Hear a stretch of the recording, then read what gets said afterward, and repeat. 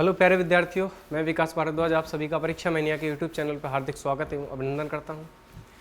जैसा कि हम लोग डिस्कशन कर रहे थे संविधान, और संविधान में हम लोग डिस्कशन कर रहे थे भाग 5, और भाग 5 के अंदर हम लोग डिस्कशन कर रहे थे किसके बारे में, पार्लियामेंट यानी कि संसद के बारे में।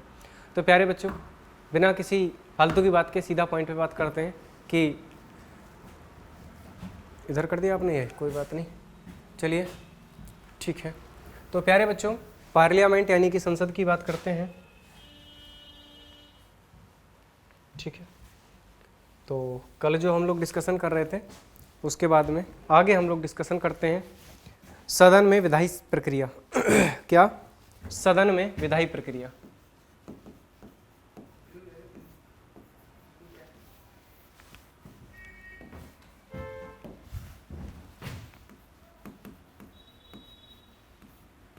सदन में विधायी प्रक्रिया, ध्यान से समझिएगा। सदन की विधायी प्रक्रिया क्या क्या है, इन पे हम बात करते हैं। देखिए, विधायी प्रक्रिया के 3 चरण होते हैं प्यारे बच्चों। विधायी प्रक्रिया के 3 चरण होते हैं, ठीक है। कौन कौन से? प्रथम चरण,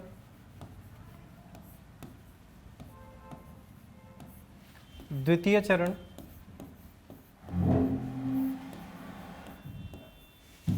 और प्यारे बच्चों तृतीय चरण। ध्यान से समझेंगे सारे लोग कि सर प्रथम चरण का मतलब क्या है, द्वितीय चरण का मतलब क्या है, और सर तृतीय चरण का मतलब क्या है। इस बात पे हम लोग थोड़ा सा ध्यान देंगे, ठीक है। तो समझिएगा, ठीक है। तो देखिए, प्रथम चरण में क्या होता है, विधेयक का प्रस्तुतिकरण होता है। प्रथम चरण में क्या होता है, विधेयक का, कोई भी विधेयक प्रस्तुत किया जाता है तो विधेयक का प्रस्तुतिकरण होता है। प्रस्तुतिकरण होता है,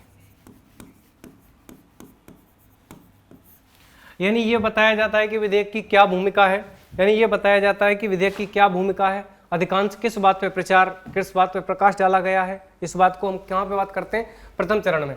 प्रथम चरण में विधेयक को प्रस्तुत किया जाता है और यह देखा जाता है कि विधेयक की क्या भूमिका है, क्या मानकर के विधेयक को लाया गया है, कौन सा विधेयक है, ठीक है। इस बात के बारे में चर्चा करते हैं। दूसरी बात, आवश्यकता क्या है उसकी, किस तरीके से वह आवश्यक हो सकता है, ठीक है।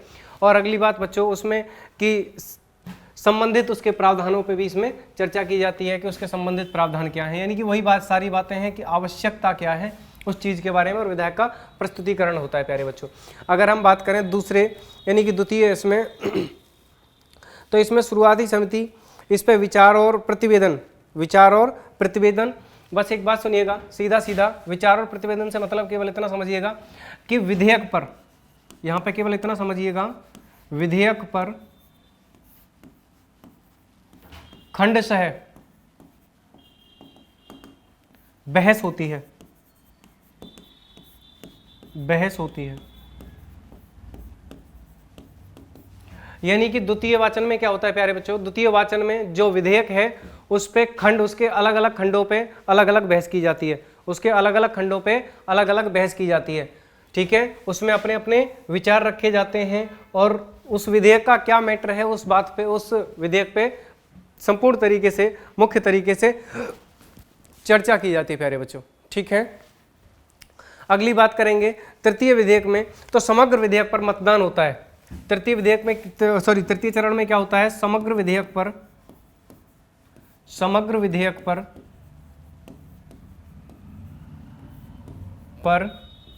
मतदान होता है। विधेयक पर मतदान होता है, ध्यान से समझना, समग्र विधेयक पर मतदान होता है,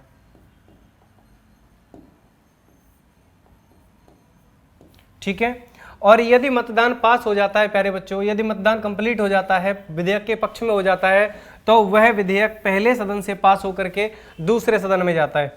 यदि विधेयक पर मतदान, मतलब मतदान हो जाता है, ठीक है, और वह अगर वहां से पास कर दिया जाता है तो फिर वह दूसरे सदन में जाता है, और दूसरे सदन में भी सेम कंडीशन से यदि वह पास कर दिया जाता है तो राष्ट्रपति के हस्ताक्षर के लिए जाता है और फिर वह कानून बन जाता है। बोले ये बात समझ में आई आप लोगों को?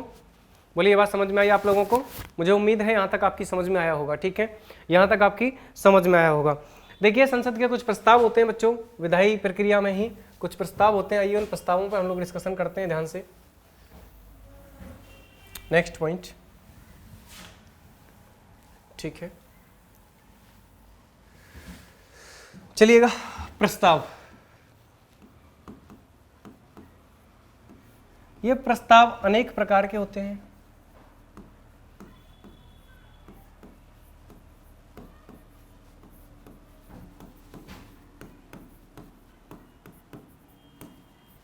ये प्रस्ताव अनेक प्रकार के होते हैं। बहुत कम दिख रहा है। ये प्रस्ताव अनेक प्रकार के होते हैं। ब्लैक ही ज़्यादा अच्छा दिखेगा। ठीक है, ये प्रस्ताव अनेक प्रकार के होते हैं प्यारे बच्चों, तो ध्यान दीजिएगा। सबसे पहला प्रस्ताव होता है अविश्वास प्रस्ताव। सबसे पहला प्रस्ताव होता है अविश्वास प्रस्ताव। देखिएगा, यह केवल लोकसभा में लाया जाता है। पहला नंबर यह है केवल, ध्यान से समझना इन चीजों को, यह केवल लोकसभा में लाया जा सकता है। लोकसभा में लाया जा सकता है।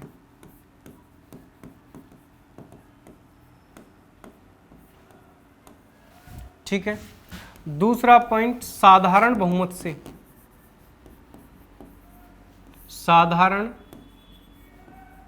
बहुमत से लोकसभा में लाया जा सकता है और केवल साधारण बहुमत से लाया जा सकता है। लोकसभा में लाया जा सकता है और केवल साधारण बहुमत से लाया जा सकता है। ठीक है, और इसे लाने से पहले प्यारे बच्चों साथ साथ लिखते रहना कि यह लोकसभा में लाया जा सकता है, साधारण बहुमत से लाया जा सकता है। इसे लाने से पहले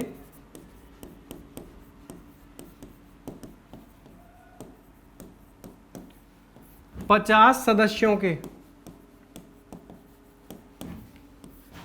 सदस्यों से हस्ताक्षर होने अनिवार्य हैं।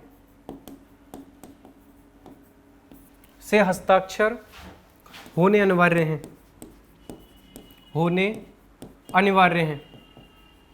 ठीक है, और यदि यह पास हो जाता है, और यदि यह अविश्वास प्रस्ताव पास हो जाता है, तो पास होने पर प्यारे बच्चों, यदि यह पास हो जाता है या पारित हो जाता है तो मंत्रिपरिषद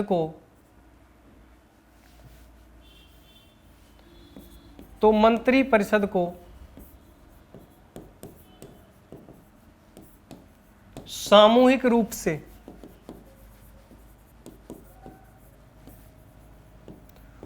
से त्यागपत्र देना पड़ता है।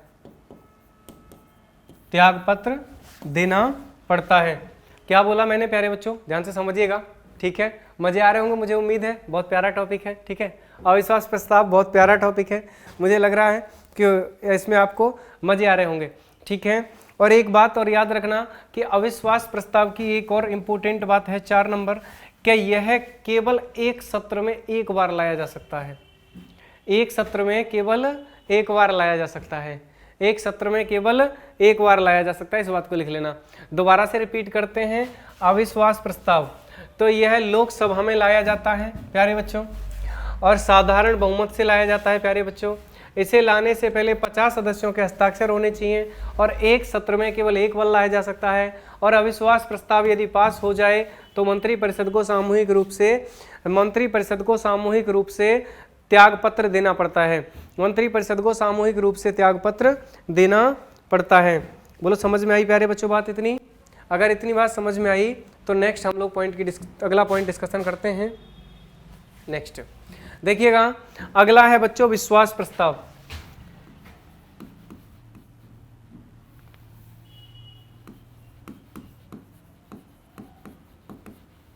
विश्वास प्रस्ताव, देखिए विश्वास प्रस्ताव कोई भी व्यक्ति सत्ताधारी दल का नहीं लाएगा। सत्ताधारी दल का कोई भी व्यक्ति नहीं लाएगा, इसे विपक्ष का व्यक्ति लेके आएगा।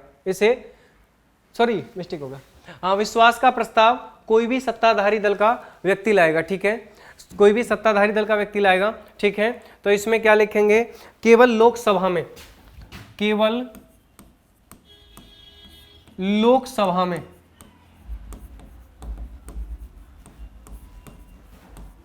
मंत्री द्वारा लाया जाएगा, कोई भी मंत्री द्वारा लाया जाएगा।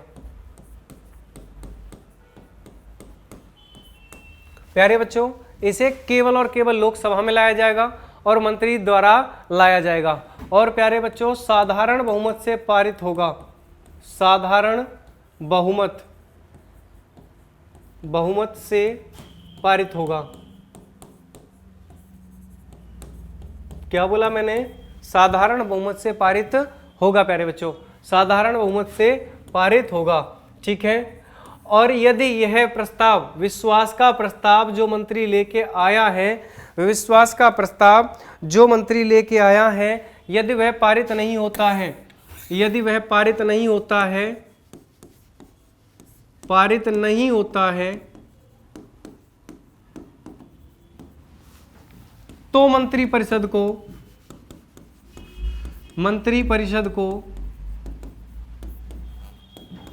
त्यागपत्र देना पड़ता है, त्यागपत्र देना होता है। ये बात भी समझ में आई। देखिए, अविश्वास प्रस्ताव कोई दूसरा व्यक्ति, विपक्ष वाला व्यक्ति ला सकता है, अविश्वास प्रस्ताव कोई दूसरा व्यक्ति, विपक्ष वाला व्यक्ति ला सकता है, लेकिन विश्वास प्रस्ताव प्यारे बच्चों, विश्वास प्रस्ताव प्यारे बच्चों केवल कौन ला सकता है, विश्वास प्रस्ताव केवल लोकसभा में लाया जा सकता है, ठीक है, और वो केवल मंत्री द्वारा, क्योंकि मंत्री अपना बहुमत सिद्ध करने के लिए उस बात को लाते हैं, ठीक है। और यदि पारित नहीं होता है, यानी कि बहुमत सिद्ध नहीं होता है, यदि बहुमत सिद्ध नहीं होता है, तो प्यारे बच्चों मंत्री परिषद को त्यागपत्र देना होता है, मंत्री परिषद को त्यागपत्र देना होता है। बोलो, ये बात समझ में आई, ये बात समझ में आई। नेक्स्ट हम लोग डिस्कशन करते हैं प्यारे बच्चों, अगले पॉइंट पे हम लोग डिस्कशन करते हैं काम रोको प्रस्ताव, ठीक है। अगला प्रस्ताव है काम रोको प्रस्ताव।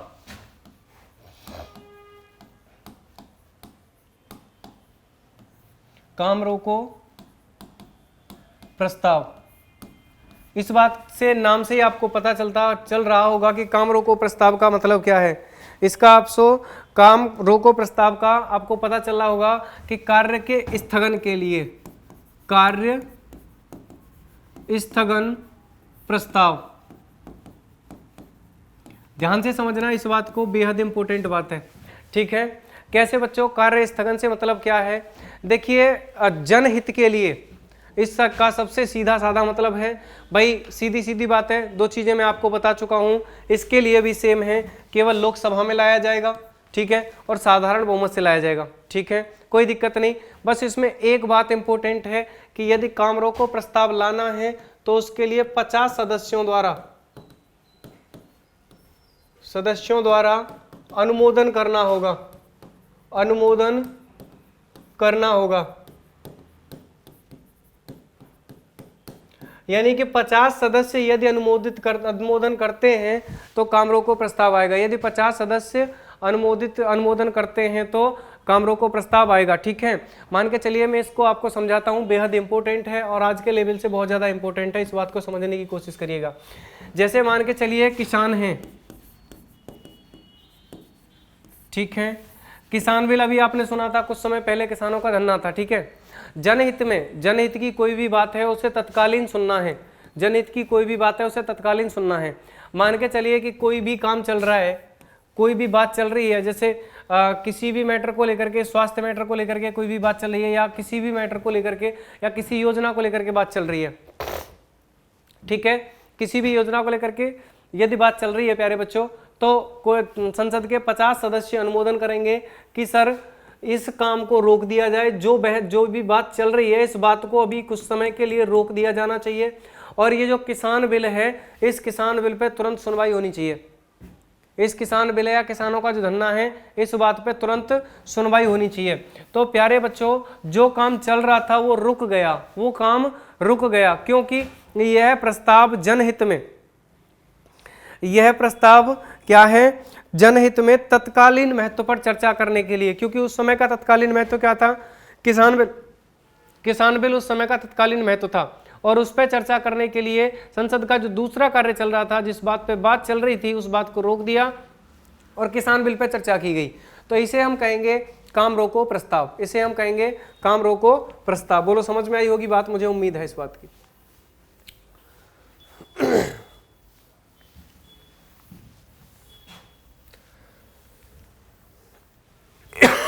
मुझे इस बात की उम्मीद है आपको समझ आया होगा।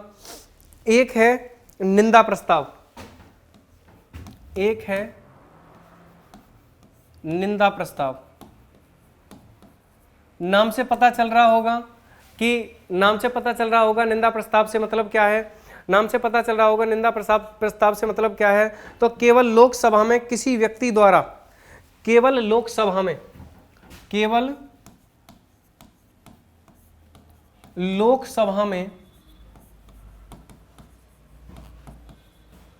किसी भी व्यक्ति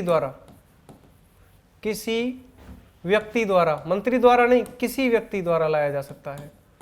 प्यारे बच्चों, केवल लोकसभा में लाया जाएगा और किसी भी व्यक्ति द्वारा लाया जा सकता है, और साधारण बहुमत से पारित होगा। यह भी दूसरा पॉइंट, साधारण बहुमत से पारित होगा, साधारण बहुमत से पारित होगा, साधारण बहुमत से पारित होगा। बोलो इतनी बात समझ में आई, साधारण बहुमत से पारित होगा। ठीक है, ये क्या है कि मतलब नाम से पता चल रहा होगा निंदा प्रस्ताव, तो निंदा प्रस्ताव का मतलब है या तो किसी मंत्री की या फिर मंत्री परिषद की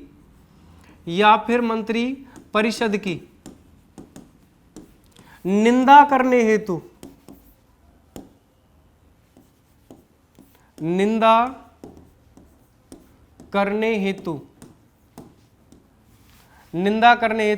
इसे लाया जाता है। प्यारे बच्चों, किसी भी मंत्री की या फिर मंत्री परिषद की निंदा करने हेतु इसे लाया जाता है। बोलिए, ये बात समझ में आ गई होगी आपको। नेक्स्ट पॉइंट पे हम लोग डिस्कशन करते हैं, अगला पॉइंट क्या है। नेक्स्ट पॉइंट पे हम लोग डिस्कशन करते हैं, अगला पॉइंट क्या है, चलिएगा और समझिए। अगला प्रस्ताव है बच्चों ध्यानाकर्षण प्रस्ताव। ध्यानाकर्षण प्रस्ताव, ध्यानाकर्षण प्रस्ताव, इसे लिखना। यह संविधान को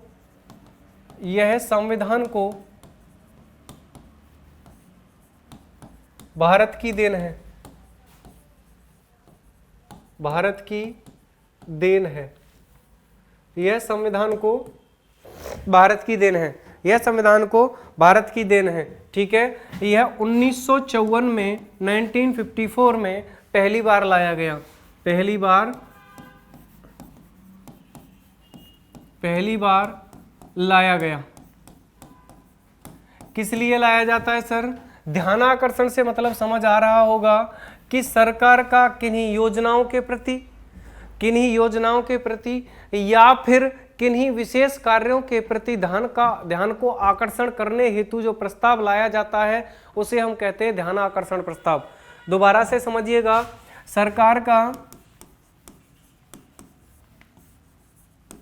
सरकार का किसी योजना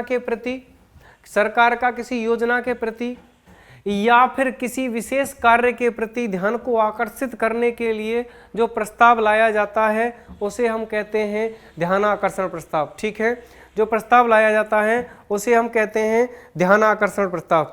ठीक है, इसमें कोई भी मंत्री होता है प्यारे बच्चों, अगर किसी मंत्री से सवाल किए जाते हैं तो वह मंत्री जवाब देने के लिए बाध्य होता है। कोई भी मंत्री है और वो किसी काम के लिए कोई काम सौंप दिया किसी मंत्री को किसी मंत्रालय का कोई भी कार्य सौंप दिया, ठीक है, और यदि उसने कार्य को ठीक से नहीं किया है तो उससे क्वेश्चन यानी कि प्रश्न पूछे जा सकते हैं और वह प्रश्न देने के लिए, प्रश्न के उत्तर देने के लिए बाध्य होगा। इसे कहते हैं ध्यान आकर्षण प्रस्ताव।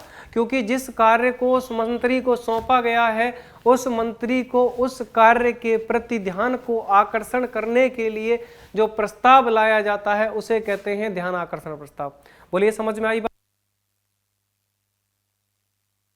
ठीक है, तो ये बात समझ में आई आप लोगों को, उसे कहते हैं ध्यान आकर्षण प्रस्ताव। ठीक है, तो इस बात को याद रखना, यह भी साधारण बहुमत से पारित होता है, यह भी साधारण बहुमत से पारित होता है।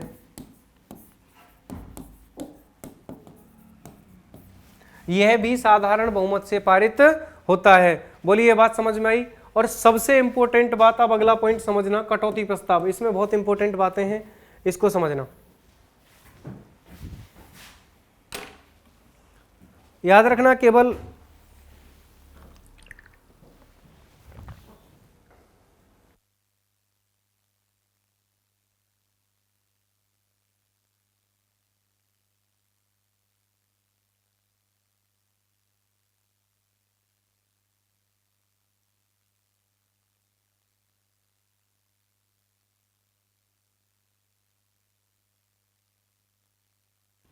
चलिए प्यारे बच्चों, अगला प्रस्ताव है कटौती प्रस्ताव।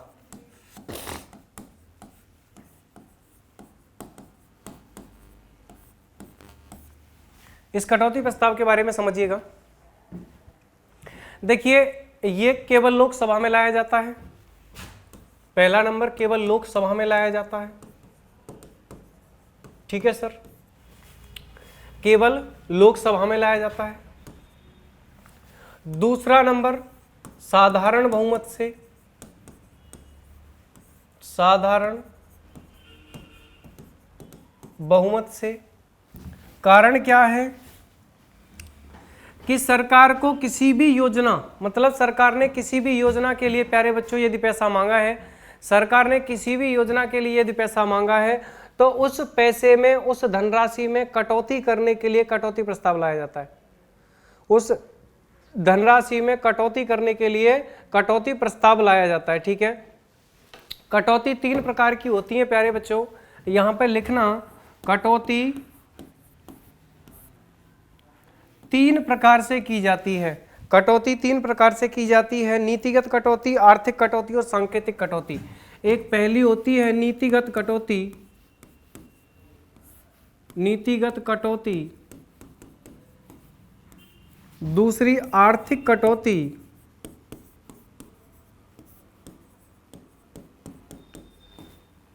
और एक होती है सांकेतिक कटौती।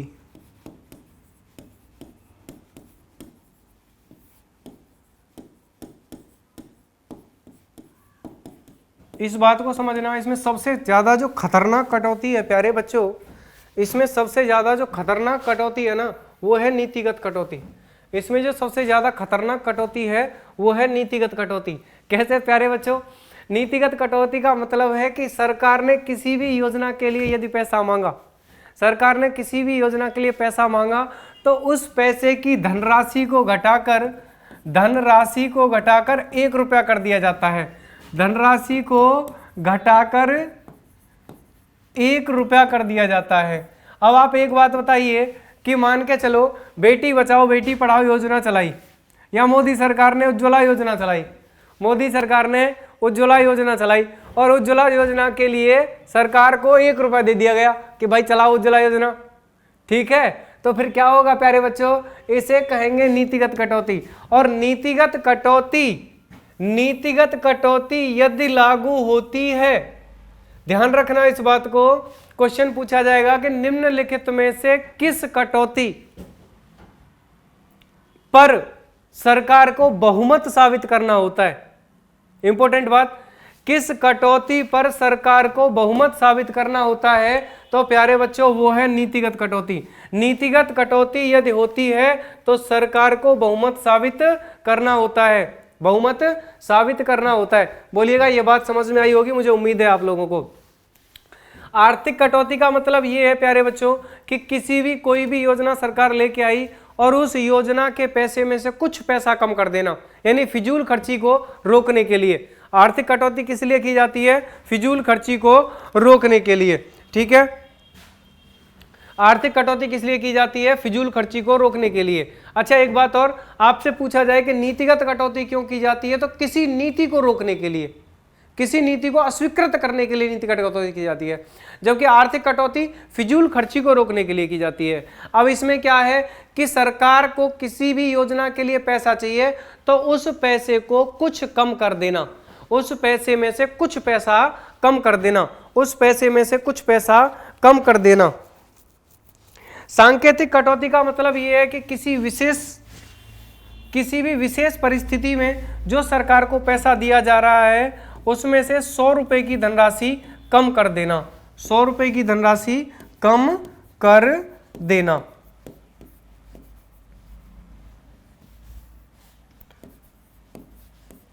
₹100 की धनराशि कम कर देना। बोलिएगा, मुझे लग रहा है कटौती प्रस्ताव आपकी समझ में आया होगा।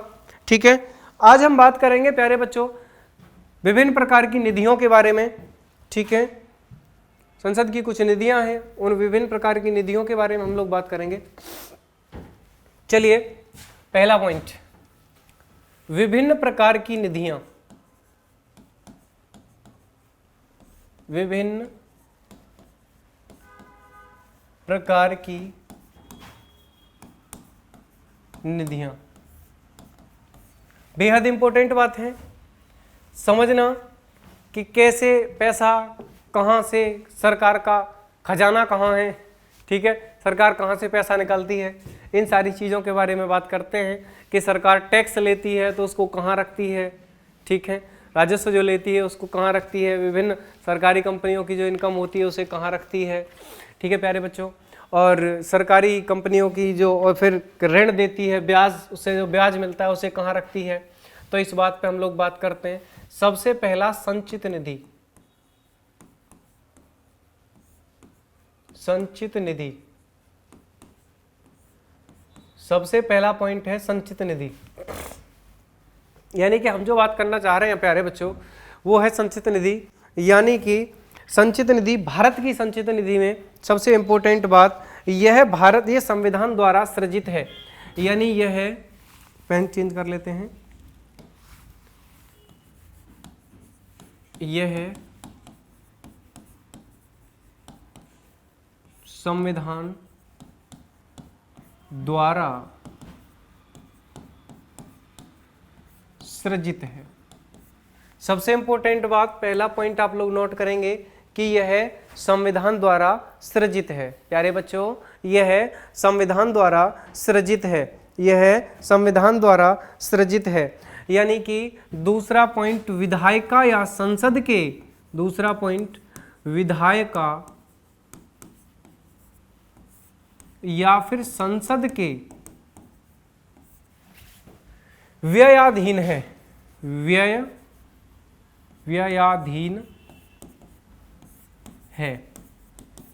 यानी कि विधायिका या संसद जो भी व्यय करती है, जो भी खर्चा करती है, वह संचित निधि के अंतर्गत आता है, वह संचित निधि से किया जाता है। वह किससे किया जाता है? संचित निधि से किया जाता है। अच्छा, अगर आपसे ये पूछा जाए कि यहां से धन कैसे निकाला जाता है, धन कैसे निकाला जाता है, निकाला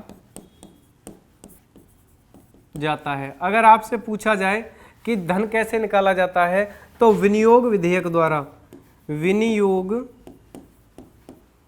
विधेयक द्वारा, इस बात को याद रखना, ये इंपॉर्टेंट बात है।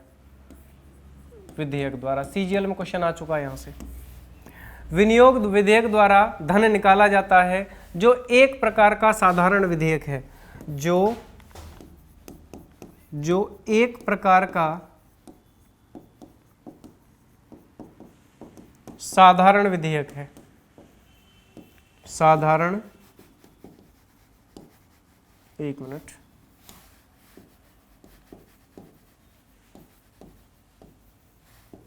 विधेयक है, जो एक प्रकार का साधारण विधेयक है, जो एक प्रकार का साधारण विधेयक है। दोबारा समझेंगे, संचित निधि से पैसा निकाला जाता है, किसके लिए? संचित निधि विधायक या संसद के खर्चों के लिए जो पैसा होता है वह संचित निधि में होता है। इसमें से पैसा कैसे निकाला जाता है प्यारे बच्चों? तो विनियोग विधेयक द्वारा पैसा निकाला जाता है, विनियोग विधेयक द्वारा पैसा निकाला जाता है। अच्छा, इसमें पूछा जाएगा आपसे कि पैसा कहाँ से आता है? तो सरकार के विभिन्न स्रोतों से, सरकार के 3 नंबर पॉइंट, सरकार के विभिन्न स्रोतों से, विभिन्न स्रोतों से पैसा डाला जाता है, पैसा डाला जाता है। जैसे सबसे पहला है कर, टैक्स, ठीक है। दूसरा पॉइंट है प्यारे बच्चों इसमें सरकारी कंपनियों से प्राप्त आय, सरकारी कंपनियों, वैसे तो होती नहीं है सरकारी कंपनियों से आय, सरकारी कंपनियों से प्राप्त आय, सरकारी कंपनियों से प्राप्त आय। और यदि सरकार ने किसी को ऋण दिया है, सरकार ने किसी को ऋण दिया है तो वो ऋण वापस होगा और उससे मिलने वाला ब्याज किस में आता है प्यारे बच्चों? संचित निधि के अंदर आता है। किस में आता है प्यारे बच्चों? संचित निधि के अंदर आता है। बेहद इंपॉर्टेंट बात है, एक बार नोट कर, एक बार स्क्रीनशॉट ले लो। बेहद इंपॉर्टेंट बात है, एक बार स्क्रीनशॉट ले लो सारे लोग। इंपॉर्टेंट बात है, सारे लोग एक बार स्क्रीनशॉट ले लो। उम्मीद करूंगा आपकी समझ में ये बात आ रही होगी।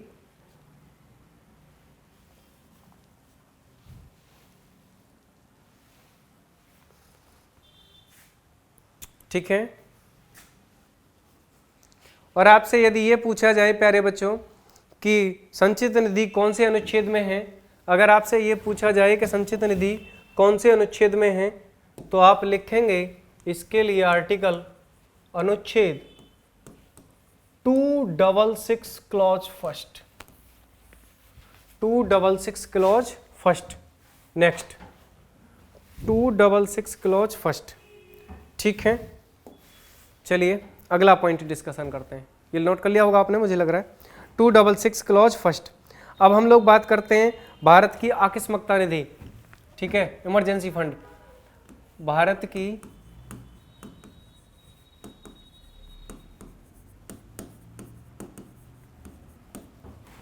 आकस्मिकता निधि, समझिएगा ध्यान से, भारत की आकस्मिकता निधि, भारत की आकस्मिकता निधि, ठीक है, भारत की आकस्मिकता निधि। ठीक है, सबसे पहले आप लोग लिखेंगे ये कौन से आर्टिकल में है, तो अनुच्छेद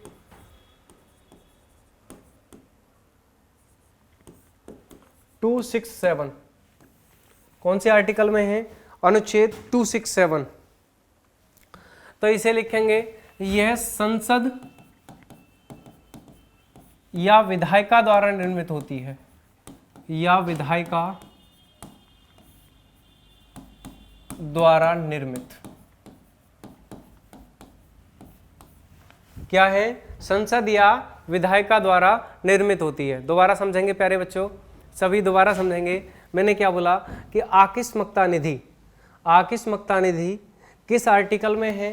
किस आर्टिकल में है? 267, ठीक है। और यह भारतीय संविधान द्वारा निर्मित नहीं है प्यारे बच्चों, यह भारतीय संविधान द्वारा निर्मित नहीं है प्यारे बच्चों, यह निर्मित है संसद या विधायिका द्वारा, यह निर्मित है संसद या विधायिका द्वारा। इसमें अधिकतम 500 करोड़ की संपत्ति, मतलब अधिकतम 500 करोड़ की धनराशि रखी जा सकती है, रखी जा सकती है। इसमें अधिकतम 500 करोड़ की धनराशि रखी जा सकती है, ठीक है। और यह राष्ट्रपति या कार्यपालिका, अगर इसकी बात पूछी जाए इससे पैसा निकालकर कहाँ खर्च किया जाएगा या इससे पैसा कौन निकाल सकता है, तो यह राष्ट्रपति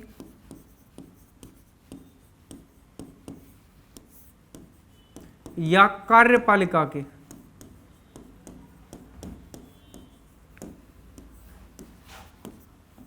व्ययाधीन है, कार्यपालिका के व्ययाधीन है, व्ययाधीन है, यह है राष्ट्रपति या कार्यपालिका के व्ययाधीन है। ठीक है, अगर देखिए किसी भी परिस्थिति में कोई भी इमरजेंसी है, इमरजेंसी में इसमें पैसा इसलिए रखा जाता है कि कोई भी इमरजेंसी है तो इमरजेंसी में तुरंत पैसा, तत्कालीन पैसा निकाला जा सकता है। यहाँ से क्या क्या किया जा सकता है, तत्कालीन पैसा निकाला जा सकता है। इस बात को नोट कर लीजिएगा एक बार।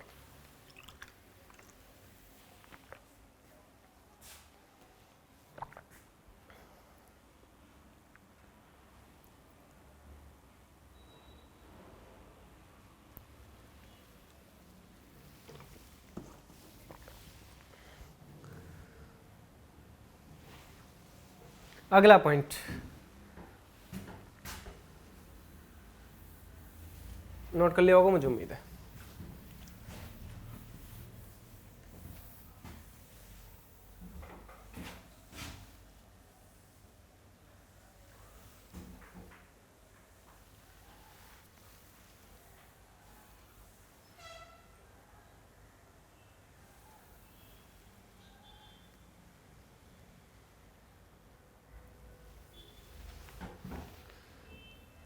ठीक है, अब देखिए भारत की लोक लेखा निधि,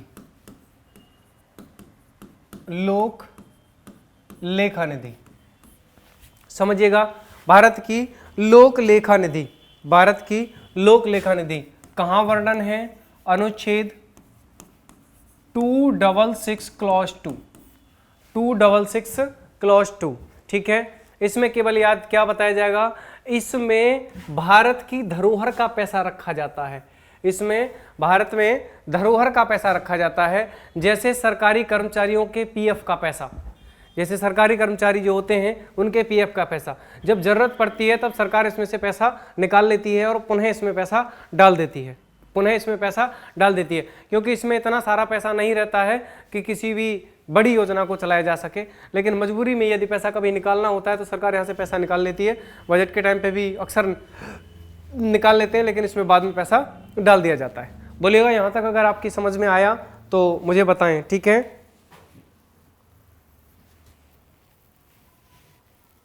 और यह है वैसे अगर आप डायरेक्टली कहना चाहें तो ये कार्यपालिका के ही व्ययाधीन है।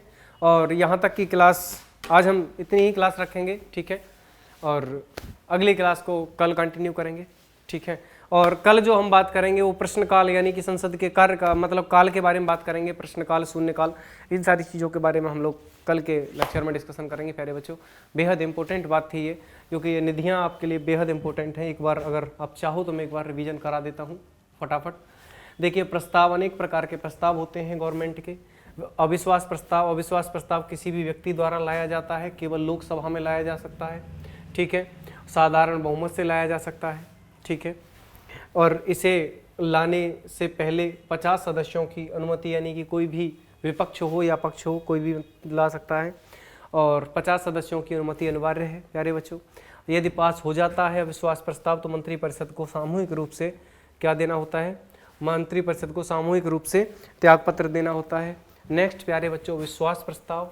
तो विश्वास प्रस्ताव की बात करें, केवल लोकसभा में मंत्री द्वारा लाया जाता है, किसी भी मंत्री द्वारा लाया जाता है। मंत्री द्वारा क्यों लाया जाता है, बहुमत सिद्ध करने के लिए, बहुमत सिद्ध करने के लिए लाया जाता है। सरकार साधारण बहुमत से पारित होता है। यदि पारित नहीं होता है, यदि कोई भी मंत्री विश्वास प्रस्ताव को कंप्लीट नहीं कर पाता है तो प्यारे बच्चों मंत्रिपरिषद को सामूहिक रूप से त्यागपत्र देना पड़ता है। नेक्स्ट पॉइंट जो हमने डिस्कशन किया था, निंदा प्रस्ताव, सीधा दिख रहा है। निंदा करने के लिए, किसी भी मंत्री या मंत्रिपरिषद की निंदा करने के लिए लोकसभा में लाया जाता है, किसी भी व्यक्ति द्वारा लाया जा सकता है, साधारण बहुमत से लाया जाता है। ठीक है, और यदि किसी भी व्यक्ति की, अगला पॉइंट, हाँ सॉरी, ध्यान आकर्षण प्रस्ताव। ठीक है, ध्यान आकर्षण प्रस्ताव, यह संविधान को भारत की देन है, यह भारत द्वारा बनाया गया है। 1954 में पहली बार लाया गया था प्यारे बच्चों। साधारण बहुमत से लाया जाता है, केवल लोकसभा में लाया जाता है। सरकार के किसी भी मंत्री से प्रश्न पूछने के लिए लाया जाता है कि तुम जिस योजना के लिए, जिस मंत्रालय में आप लोग काम कर रहे हैं, उसके लिए आपको ध्यान आकर्षण करने के लिए, और उस जिस योजना की बात करी गई है, किसी भी योजना विशेष के लिए यदि बात की जाती है तो उस योजना में ध्यान को आकर्षित करने के लिए, और यदि व्यक्ति ने वहाँ पे पैसा लगाया है किसी भी योजना में तो उससे प्रश्न पूछे जा सकते हैं कि आपने किस तरीके से कहाँ पे पैसा इन्वेस्ट किया है, खर्च किया है। अगला है प्यारे बच्चों कटौती प्रस्ताव, वीवीआई है। जो बच्चे थोड़ा ज़्यादा अच्छे लेवल की तैयारी कर रहे हैं वो यहाँ पे बहुत अच्छे से ध्यान देंगे। कटौती प्रस्ताव, देखिए मैं इतना डीप आप लोगों को पढ़ा रहा हूँ, इसको आप अच्छे से नोट डाउन करिएगा, ठीक है, जिससे कि आपको लगे कि हाँ हम कुछ पढ़ रहे हैं। सारी चीज़ों को नोट डाउन करिएगा, आपको कहीं से पॉलिटी पढ़ने की दोबारा कोई आवश्यकता नहीं पड़ेगी प्यारे बच्चों। किसी भी सोर्स से कोई पॉलिटी पढ़ने की आवश्यकता नहीं, आप किसी भी एग्जाम में बैठिएगा, ठीक है। नेक्स्ट समझिएगा, किसी भी XYZ वनडे एग्जाम में बैठिएगा, कितना भी टॉप लेवल का एग्जाम हो आप यहाँ से कर पाएंगे।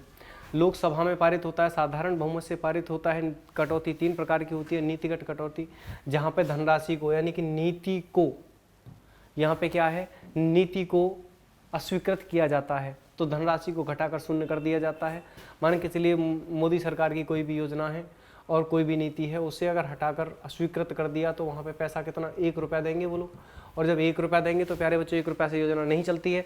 जब 1 रुपया से योजना नहीं चलती है तो प्यारे बच्चों वहाँ पे वो क्या है, अगर ऐसा होता है, नीति को अस्वीकृत किया जाता है प्यारे बच्चों, तो फिर यहाँ पे मंत्रिपरिषद को अपना विश्वास दिखाना होता है, ठीक है, अपना बहुमत सिद्ध करना होता है, ठीक है प्यारे बच्चों। ये बहुत इंपॉर्टेंट बात है।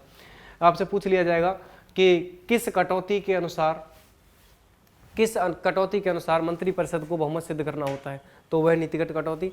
आर्थिक कटौती, आपको मैंने बताया था धनराशि को कुछ कम कर देना है। सांकेतिक कटौती, धनराशि में से केवल 100 रुपये कम कर लेना है।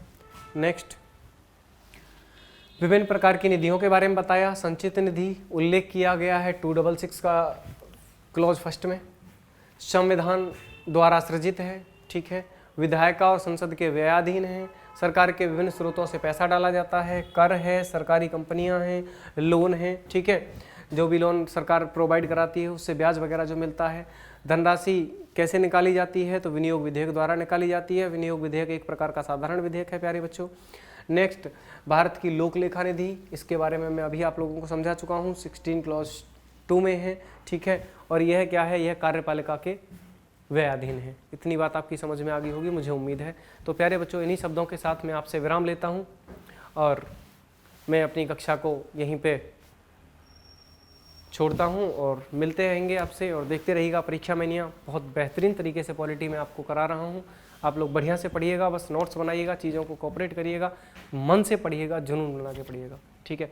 अपना मोटिवेटर खुद बनिएगा, बार बार एक ही बात बोलता हूँ, अपना मोटिवेटर खुद बनिएगा, ठीक है, और खुद पे डिपेंड रहिएगा।